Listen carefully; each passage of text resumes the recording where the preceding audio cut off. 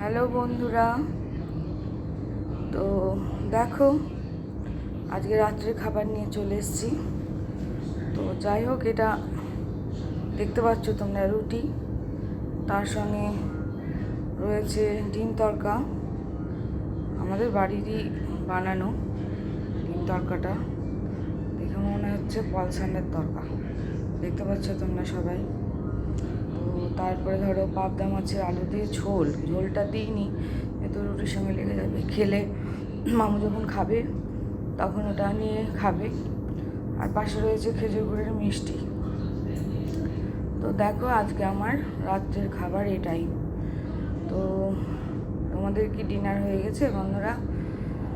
তো হয়ে গেলে খুব ভালো, দেরি করে খেলেও খুব দেরি করে খাবে না তোমরা, রাত হয়ে গেলে শরীর ভালো যায় না। ভালো থেকো।